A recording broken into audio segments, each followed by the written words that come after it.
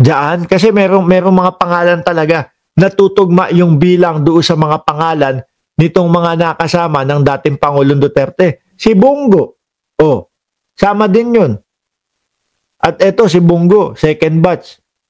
Mga ano na yun, ang sabi next year na daw po. Sometime in first quarter ng next year. Baka January or February. Pero si Bato, eto na ho talaga, mga kababayan. Wala nang atrasan daw ho. Sabi ni dating Senador Antonio Trillanes. At eto ho may sinasabi ang dating senador dito, mga bossing. Ano po iyon? O, pakinggan nyo ho. Wala siyang planong lumabas. Hindi na daw talaga magpapakita si Bato. Ano po? Wala daw planong lumabas, mga boss J. Pamo, sir, si Bato de la Rosa. Pero dating senador, nasaan po ba? No? Si Bato de la Rosa. Ang impormasyon natin ay nasa Davao City siya. Nasa Davao City. Ako, naniniwala ako kung bakit nag-stay sa Davao City si Bato de la Rosa. Kasi ano siya mas madaming haharang para sa kanya dyan Hindi kagaya nung kunyari lalabas siya ng bansa, pupunta sa kung saan man bansa. Baka mas madali pa siyang madampot ng ano dun ng Interpol Di ba? Mas madaling madampot si Bato de la Rosa sa labas ng bansa kung tatakas yan, mga bossing.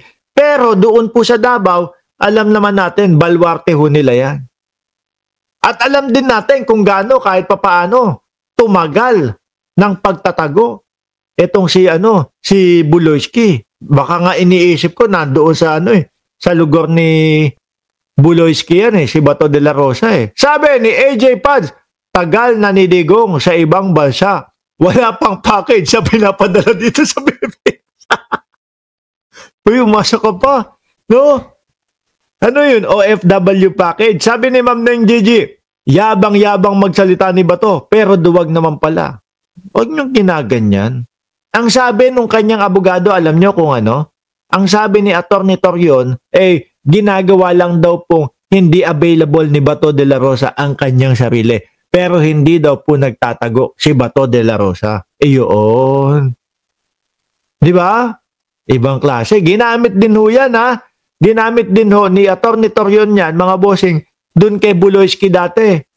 Hindi po nagtatago ang aking kliyente. Hindi po nagtatago si Pastor. No? Ginagawa niya lang hindi available yung kanyang sarili. Ayun. Pagkatapos ng mga ilang araw, ilang linggo, sa kote, ayun. Pasok sa oblo.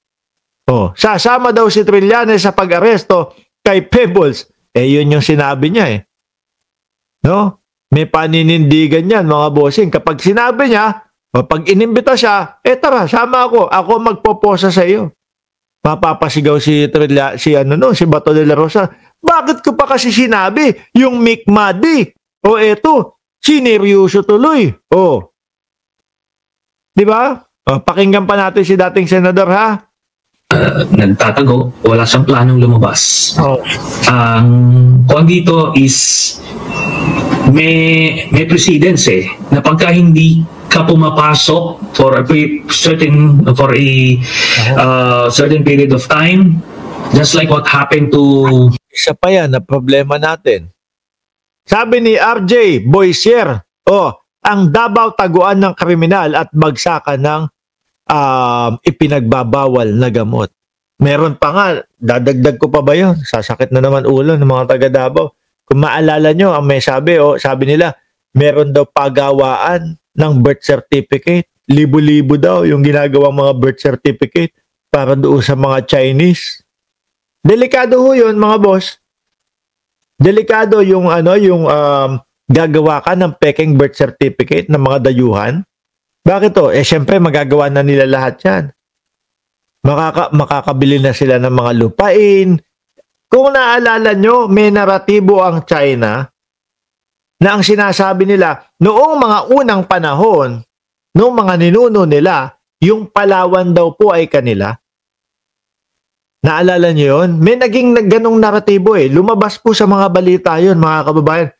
Nung unang panahon, ang Palawan ay sa amin. Ganyan. Yung pala, may naging balita din mga kababayan. Reno, shout out sa iyo. May naging balita din mga bossing.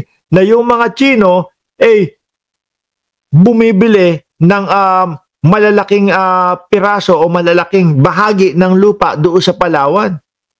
Kapag gano'n mga bossing, siyempre kapag nabili na nila yun, magiging kanila na. Ang gagawin nila, haharangan lang nila yung dulo ng Palawan. Akin na, kung puro sila na yung nakabili doon, ano pa magagawa ng Pilipino?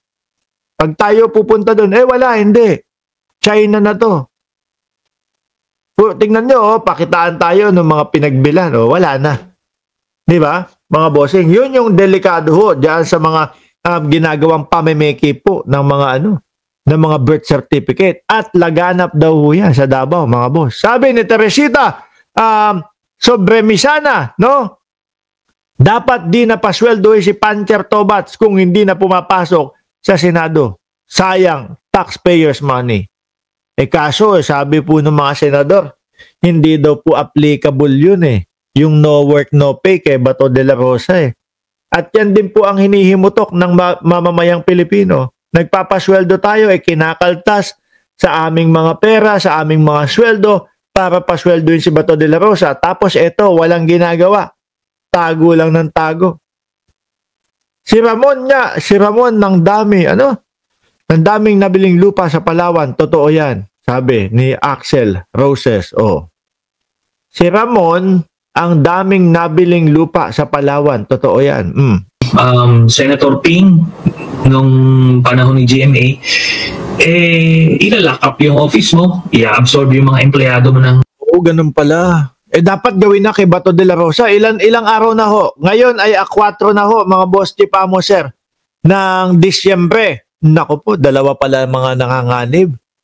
Ang pagdating po ng Kapaskuhan, nanganganib po yung mga sangkot doon sa mga flood control. Mga kababayan. At ito naman, nanganganib po, natanggalan na ng staff si Bato de la Rosa ho, mga bossing, sa kadahilanan ng hindi pumapasok sa kanyang trabaho, sa kanyang pagiging senador. Bakit nga daw hindi pumapasok? Baka daw po matsyempuhan ni General Torre. No? Baka una at baka huling pasok niya na daw yun sa Senado, mga kababayan. Di ba, Ma'am Chris Rose? Dito sa Pampanga, halos lahat Chinese na ang may-ari ng mga lupain. Biruin mo na hindi naman dapat sila nakakabili ng mga lupa sa ating bansa. General Torre, makakahuli diyan kay Bato kahit magtago pa siya sa ilalim ng lupa. Ako, naniniwala ako si Torre din ho ang kukuhanin dyan. Baka kaya ho ngayon ang tahimik ni Torre, di ba? Pagkatapos pong magbakasyon ni General Torre, mga kababayan, hanggang ngayon tahimik pa din Hindi pa din nagsasalita. Baka nagko-concentrate para kay Bato de la Rosa. Ay, sandali lang May special shoutout pala, no? Happy birthday pala kay Jessery Santillan. Birthday niya ngayon. Mabuhay ka hanggang gusto mo, no? Jessery Santillan mula kay Ma'am Minra Tupas Santillan na iyong ina. Ayan, happy birthday, no? Munti ko na makalimutan. Anyway, tingin ko si Bato ang aaresto din diyan pang-apat na star ni General Torre. Unang star si dating Pangulong Duterte. Sumunod na star, unang star si Buloyski. Sumunod na star si dating Pangulong Duterte. Pangatlong star, Mark, wala nang nahuli Hindi, yung boxing, pinatiklop si Baste Duterte. Yun yung pangatlong star ni General Torre. Pang-apat dito, sino? Ayan na. Baka Bato de la Rosa na. Di ba? Pakinggan natin kung ano daw po ang gagawin sa opisina ni Bato de la Rosa at doon sa kanyang mga staff ho. Nung panahon ni GMA, ilalak up yung office mo, i-absorb yung mga empleyado mo ng Senate Secretary. Pero kukuhanin, no? Pero hindi ka na makaka-function. Aray. Dapat nyo ginagawa na ngayon kasi higit na po sa 22 araw na hindi pumapasok at hindi man lang po ipinapaalam kung nasaan si Bato de la Rosa at kung ano ang dahilan. Tayo po ang mga boss niyan, mga bossing. Bakit tayo ang nagpapasweldo sa mga yan? Tapos hindi natin alam kung nasan ba yung mga empleyado ko. Bakit ganun? Papayag po ba yung mga papayag po ba yung mga amo na pinapasweldo nila yung trabahador nila? Tapos absent, hindi ipapaalam kung nasaan? Hindi, syempre, di ba? Kaya nga sabi ko, ilang araw na, higit 22 araw na, naliban o walang ginagawa si Bato de la Rosa. Sana all daw, sabi ni Jason Maro, sana all may sweldo kahit walang pasok. Di po ba? And by 2028, by a mere resolution ng Senado, pwede na siyang tanggalin para 13 na yung pipiliin sa 2028. Bakit hindi pa ngayon? Total mukhang sir. Dating senador. Mukhang wala nang pag-asang lumabas si Bato de la Rosa. Miss ko ikaw, yun na yung sinabi mo, di ba? No work, no pay. Pasarap? Sabi ni Romualdo Anastasio. Sabi ni Ma'am Princess Paris, akala ko sa movie lang yun, paggagawa ng birth certificate at passport. Naku, hindi totoo ho yun. Sinasabi ho yun. Lalo na nung kasagsagan po nung Alice Guo. Elections, 13 senators na. So wala naging value yung pagkapanalo niya nung Mayo. Hindi na yan magpapakita. Nako. May sinabi siya dito, ikakandado yung yung opisina Nasaan ba yan? To Senator Ping nung panahon ni GMA, na pagka hindi ka pumapasok for a certain period of time, just like what happened to Senator Ping nung panahon ni GMA, ilalock up yung office mo, i-absorb yung mga empleyado mo ng Senate Secretary. Ano daw, ilalock yung office? Ilalock up yung office mo, i-absorb yung... ilalock up o ikakandado nga naman yung opisina ni Bato de la Rosa. Gawin nyo na. Total, hindi na magpapakita yan, mga kababayan.